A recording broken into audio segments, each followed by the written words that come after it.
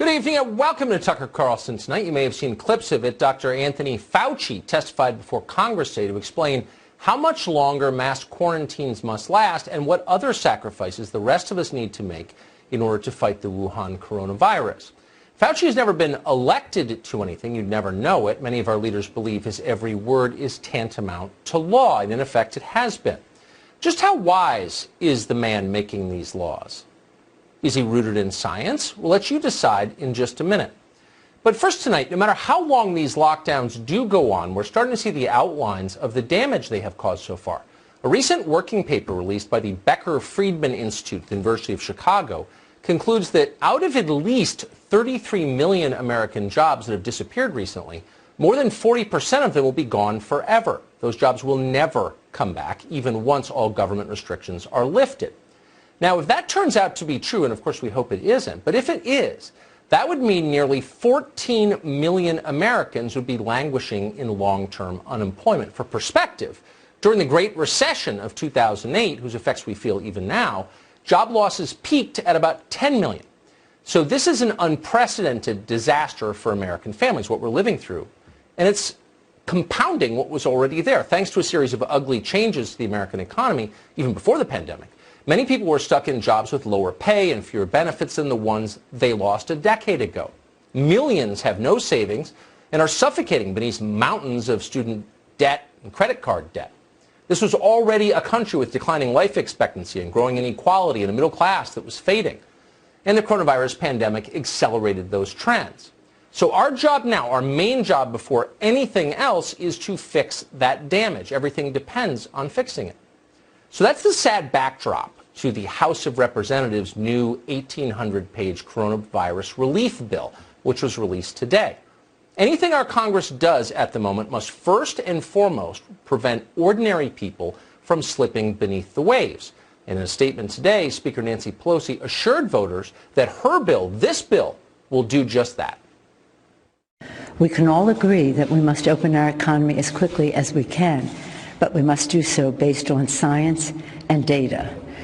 And we must do so in a way that reaches all Americans in a way that addresses the disparities we have seen so that we can assess the full extent of the coronavirus and defeat it. We all know that we must put more money in the pockets of the American people. This is not only necessary for their survival, but it is also a stimulus to the economy.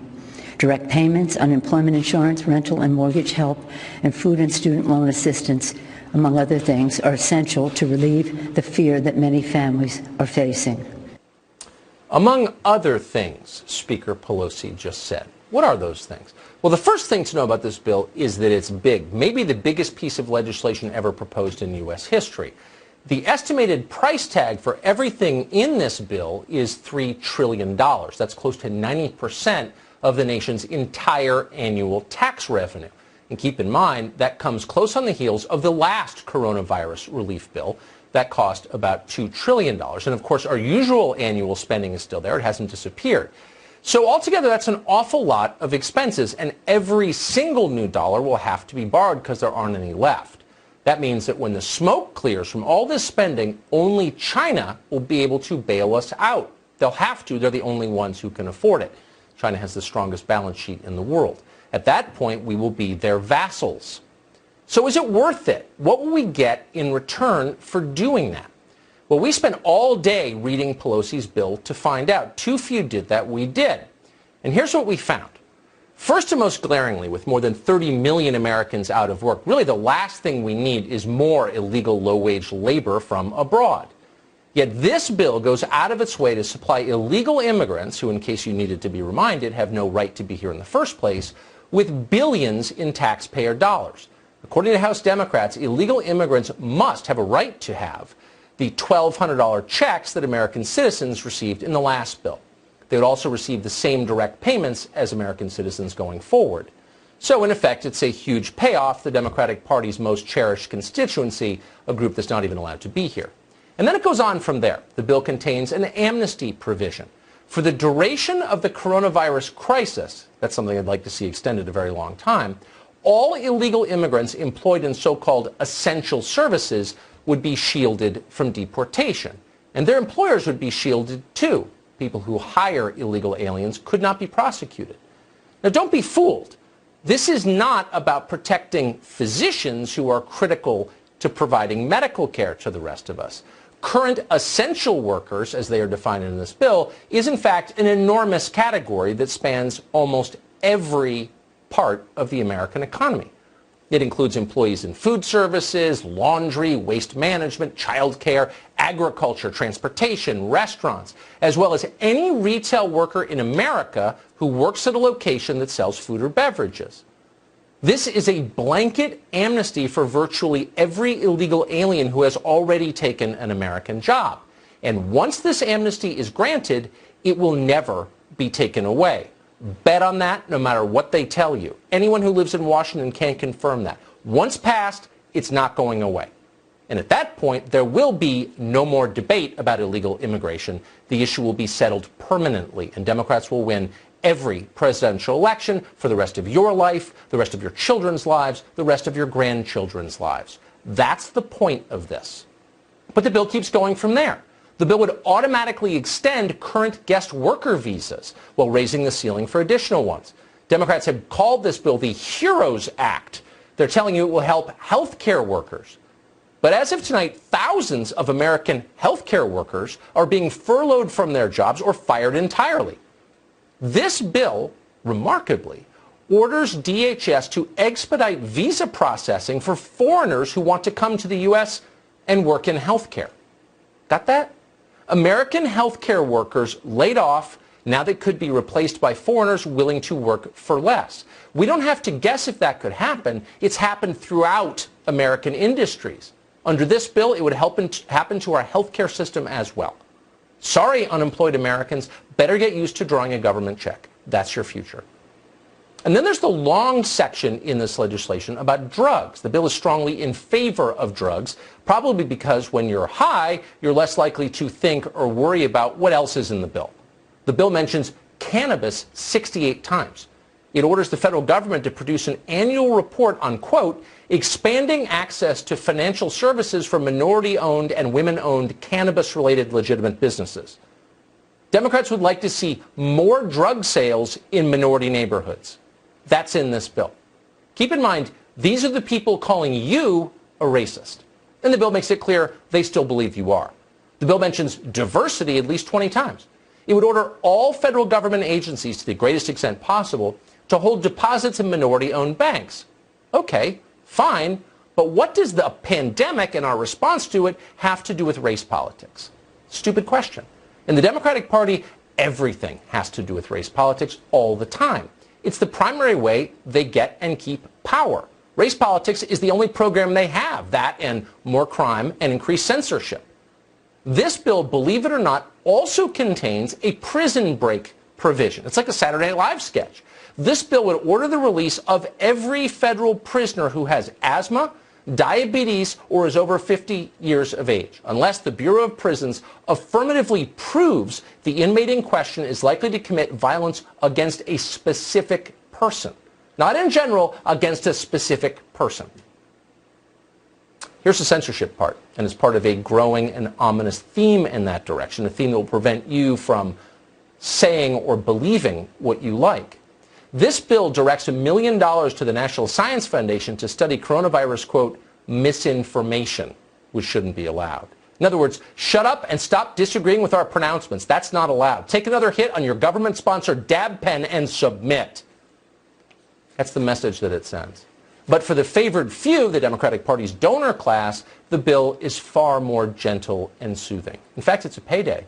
This bill would repeal the cap on state and local tax deductions. That would help, almost exclusively help, high-income neighborhoods in overtaxed blue states. Why is that significant? Because that's the beating heart of the Democratic electorate. This is a payoff to them. Amazingly, and you can't make this up, this bill, the HEROES Act, would also help a very different kind of hero. It would make lobbying shops in Washington, D.C. eligible for small business loans from the federal government. In this bill, lobbyists are heroes. You can't leave them out. Who wrote this thing? Probably not scientists. Lobbyists and ideologues wrote it, the same people who control the Democratic Party. the same people who badly want to control this country. Sagar Enjeti is chief Washington correspondent at the Hill newspaper, and we're happy to have him on tonight. Sagar, this is one of those documents that as you read through it, your eyes widen and you think, this can't be real. Maybe their only advantage is nobody does read it. That's exactly right, Tucker. I mean, if you had tasked me with putting together a parody plan for elite Democrats who only pander to their constituency of rich people in blue states, illegal immigrants, criminals, and the cannabis industry, I still probably could not have put something together that looks like this. I mean, if they're going to take out $3 trillion in taxpayer money, every single dollar of that should be appropriated to the American citizens and businesses who the government forced to go out of work. And we need to remember this. House Speaker Nancy Pelosi had an opportunity. Members of her caucus were pushing for that type of legislation to be included in this package, and they explicitly rejected it in favor of bailing out the lobbyist industry, in favor of funding things on environmental racism and justice, diversity and inclusion, female minority, expanding access in order to put drugs on the streets in America. You literally cannot make these things up. And of course, as you mentioned, enriching the blue state, Hollywood, and Wall Street liberals who are financing this party and Vice President Joe Biden's campaign. Wait, I don't think you're being quite fair there, Sagar. Let's say, just put yourself in this position. Let's say you're living in Washington and you're on a $10,000 a month retainer from, say, the government of Qatar to get a discount on arms sales from U.S. companies. You're a small, struggling lobbyist trying to make payments on your second home. This gives you a federally backed loan. Why are you not a hero who deserves that? You know, the best part of this, Tucker, is that the association that lobbies on behalf of associations, they put out a statement, and they literally said, we need access to the Paycheck Protection Program because without us, you guys won't be able to write legislation. It's the most circular logic that possibly exists. And in a way, it's almost, I respect the honesty. They literally say, you have to bail us out because we are the people that write the legislation for you. It's one of the most naked... Wait, so lobbyists sent out a press release and said, hey, Congress, you have no idea how the government works. Without us, you're screwed? Yeah, lobbyists for lobbyists. It's the Association for Associations. It's putting out this statement. Explicit. I mean, it's one of the most naked money grabs that we can possibly see. All the while, I mean, there are literally millions of American citizens put out of work by their own government. Millions of small businesses put out of work. And they are not seeing the same level of concierge service from Nancy Pelosi and these Democrats that lobbyists for the cannabis industry and for others are seeing right now. I mean, it's just unbelievable. I thought my mind could not be blown more, but you have proven that wrong. Sagar Enjeti, thank you so much for that. Thanks, Tucker.